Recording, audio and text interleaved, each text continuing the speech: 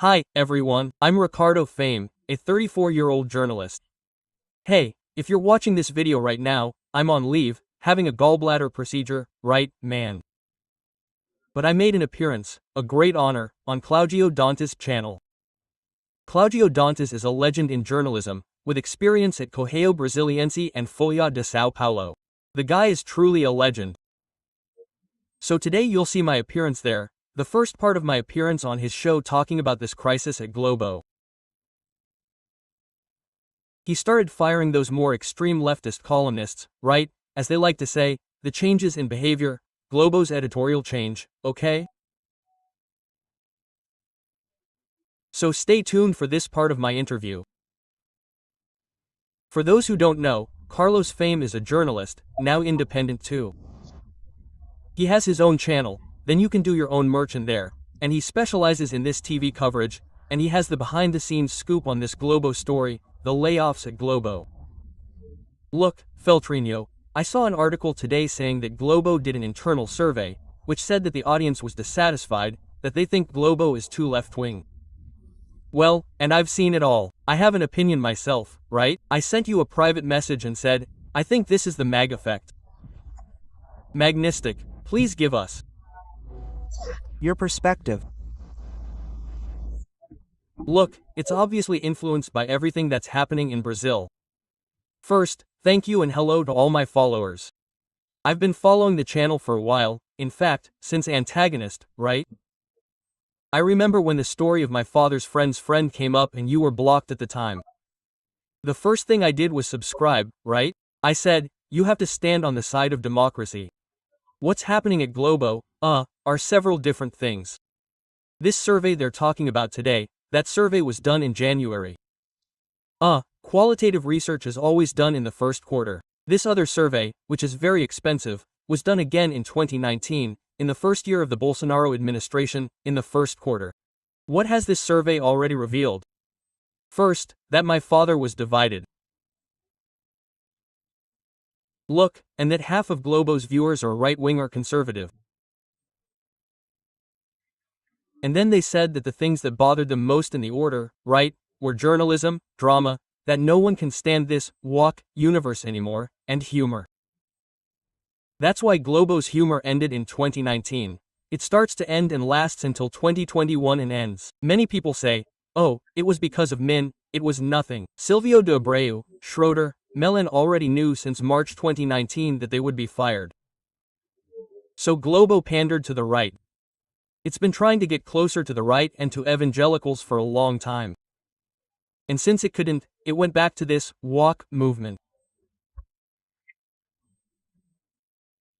What's happening at Global News today is already a result not only of Magnadisc, but also, from what I've learned, that Globo realized that siding with the Supreme Court, siding with what's happening in Brazil today, in the judiciary, well, it will be robbed for itself. Many people, I can tell you this, many people said it. That's because Globo is afraid the sailors will fall for Magnadisc. Look, Claudio, if they fall for Magnadisc, nothing will happen to Globo, because they'll simply disassociate themselves. They have another company, they have a lot of shares. Globo is one of the owners of Pedlo Love, one of the owners of the Fifth Floor, one of the owners of the Enjoy website. It just sold Horma, and it doesn't even have anything there. I think, as I told you yesterday, everything is starting with the judiciary. So, from the beginning of this case, you can see, and I've been saying on the channel, the United States has been absolutely methodical. You see, they sent a letter saying, then they warn that they're going to punish, then they give a scolding because of Moraes and then Magnadisc. So I think this will continue if there's a confrontation. If Moraes continues doubling down on Minister Alexander, something very bad will happen. And from what I've gathered, Globo has already realized this is a scam. I just wrote to Globo, I just got this, sorry for the long winding. I just got Globo's response because I told you today that Mauro Paulino was fired, incredibly, because of a quota.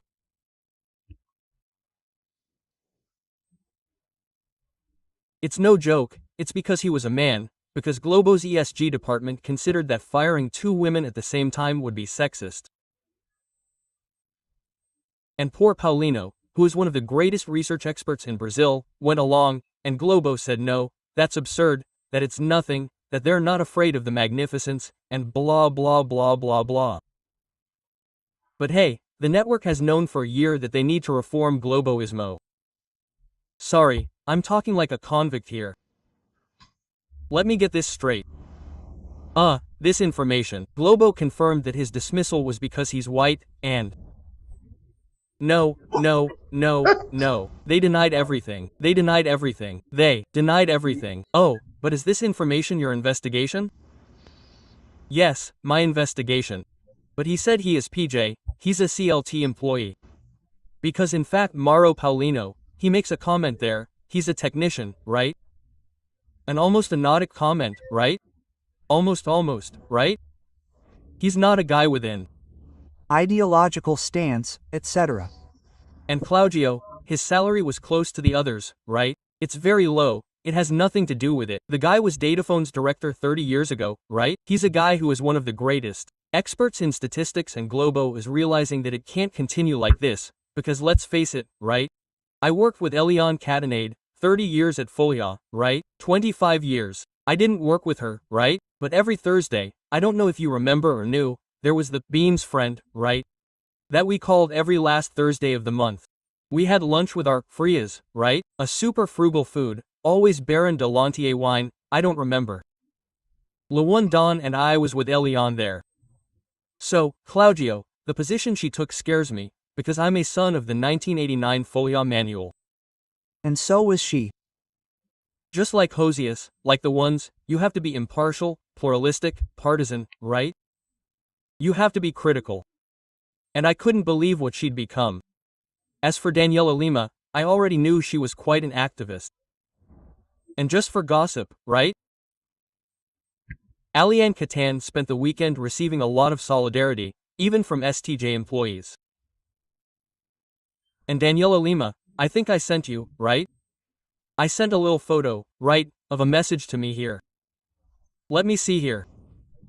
Look here, she posted it on the 20th, July 17th now. Let me see. Oh, I didn't notice the date of that post. Let me put it here on the screen. I'll ask Brenda. Hey, she posted it on July 17th, it was donated before, right? That caused a stir in Louis Fuchs. Put it on, Brenda. As soon as you have the image, put it on the screen. Daniela Lima, I was talking here, look.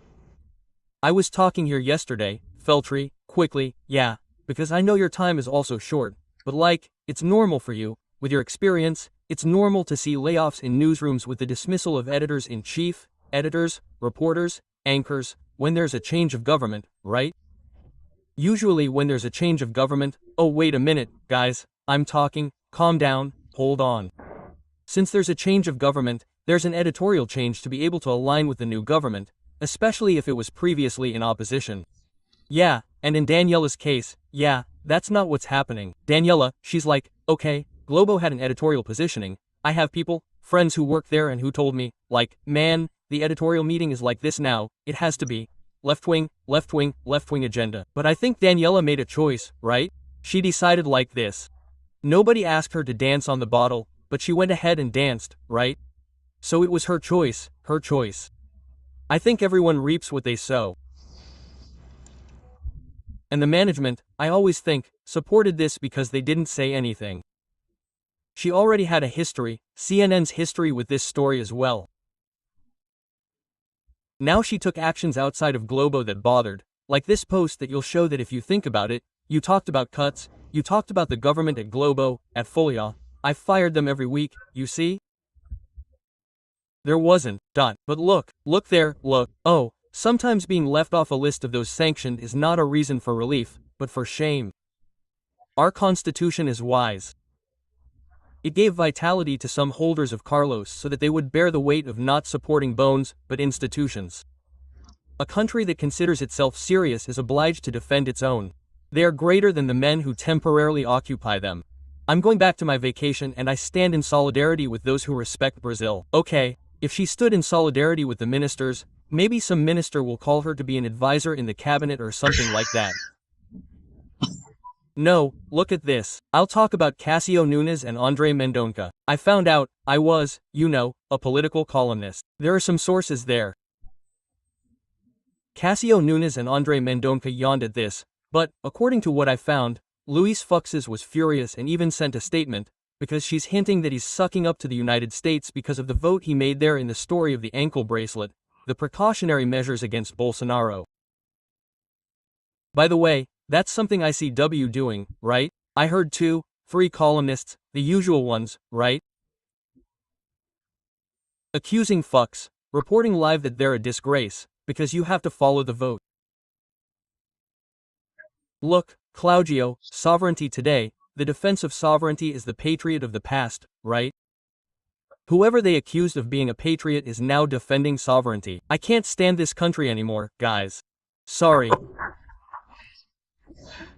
Chinese sovereignty. Wow, we're defending Chinese sovereignty. You don't understand, man. Yeah, it's different. I wanted to comment on the American issue. Do you want to comment? Let me, just let me. Julia is in the queue. She wanted to comment. She wanted to ask Feltram a question. Feel free, Julio. Yeah, Feltram, how are you? Good afternoon. Hey, it just got here to me. I even sent it to Claudio. Hey, there's a rumor that Daniela Lima is going to SBT. Have you heard anything? I know Daniela Beirut, and I don't think she would do something stupid like that. She's done some stupid things on the show, right? She's doing it, taking risks, but I don't think she would do something like that. Now, I think this is kind of, who knows, right? A Trojan horse, something. I don't believe it. I heard she's also going to EBC just now. Oh, she's signing there with its easier. By the way, it's going to cost, this year here it's going to cost the small budget of our $1 billion more this year to give a sumptuous IBO pay of 0.4, right? So we have everything below 0.4. Fact, everything below is considered a dash. Billion, being that. Sorry. Being that 75%. Is EBC, 1 billion, because 75% of EBC's budget is salaries, right? They buy everything ready-made, right? There's Sem Censura, uncensored program, that earns our $100,000 a month in CISA, right? But the other programs there, I don't know where they cost so much, right? It's a strange thing. Oh, I heard that Globo is now making this editorial move, that this left-wing group is all going to ICL, which is because you mentioned EBC, I remembered I was late, and I remembered that story. Hey, it's possible she'll become the anchor of ICL, man. No, I don't think there's room for anyone else there, right? There are a lot of lol sycophants. I don't think so. CCon, give a little help there. Open a new program. CCon is in disgrace, Claudio, CCon is in disgrace. It fell into disgrace. Sidonio didn't work out there. They're burning him out there, you know? Yeah, that's right, but Talk more. No, because he's making a lot of mistakes, right? And today I was talking about right, left. Do you want to campaign for the right? I consider myself a libertarian, okay? I am a libertarian person. I defend a minimal state. I defend that we will have to invest in education, because India lifted 400 million poor people out of poverty, misery, because of investment in education. South Korea too, Japan too. I believe in that, right? But if you want to do campaign for the right, hand Lula a microphone and tell him to improvise. No one needs to do anything else. The guy is the master of. Hey, you're laughing here too. You mentioned libertarianism, your hair is almost malaise. You're talking about Guga Chakra. Guga Chakra could be libertarian. He has hair, but unfortunately, he did something else. M has those, right? I wasn't going to talk about Milan's sideburns, you can say. Fry, it's a pleasure talking to you. In my 60 years in Brasilia, I've been through it all. I'm from the time when journalists would meet at the bar of the Hotel Nacional in Brasilia. I was friends with several directors at Globo. Franinho was my best friend. Franinho, Afranino from Buco, anyway. Piantela, my lord. I'm the founder of Piantela. Ariunia and I invented Piantela. You brought that dish, those fried frogs. We invented the sandwich, Acuna. The Acuna sandwich because when Puro was removed from Bardo Internacional, the group moved. And then I met Pantella because Marco Oral had left GAF. So we took him there, we formed a panel, Ari started going, and, well, the journalists were a different kind of Brasilia, but I follow that. But I wanted to make a comment with you regarding your initial thoughts on Trump's change of direction, that is, Trump's initiative here, and that this really changed in some ways, and I felt that Globo felt this. Because the moment Trump assumes his position here, he changes an extremely strong geopolitical position, to the extent that he doesn't want to be a friend of Brazil, but he no longer wants Brazil as an enemy. In other words, within the geopolitics he creates and starts to tighten. These actions he's taking here are part of, it's the beginning of a process it's the beginning of a much larger process, that is, American owners acting, and Globo, and I think Globo felt this, as did other people. In other words, you put it very well, this change by Trump. I see this moment in the agreement with Japan. When he made the tariff agreement with Japan, the whole world felt that Trump was winning the war, and here in Brazil too. In other words, the magnificence of Alexander Moraes is the tip of the iceberg of what's to come. In other words, if the country doesn't adapt and doesn't come, stronger things will come, but they're not willing to surrender Brazil, to have an enemy the size of Brazil at their doorstep. This is the logic, and certainly, if I know this, being a friend of a supposed friend of Sherlock Holmes's brother, obviously Sherlock Holmes knows more than I do. So, this seems to me to be a change of wind at Globo. And we've already experienced it, we've already experienced it in Brasilia. You know how the winds move. Just to wrap up, there's another thing. Lula is becoming Trump's enemy when he's the only one in the world talking about de-dollarization. China and Japan are the largest holders of U.S. Treasury bonds. Do you think these countries will want to devalue the dollar and earn less, have less debt than they do? So, you know, Lula is very economically misguided. He has a monetary system. What's he going to do? BRICS currency, a country that, yesterday, the results came out, has a $7.7 trillion public deficit. Oh, but the United States owes $36 trillion. It doesn't matter. It prints money, it exports inflation. Brazil produces internal inflation. Such naivete that I can't believe it. I can't understand how he can be so naive. I think it's even manufactured naivete. He can't be that naive. I think he's past his sell-by date. Feltrinho. Hey.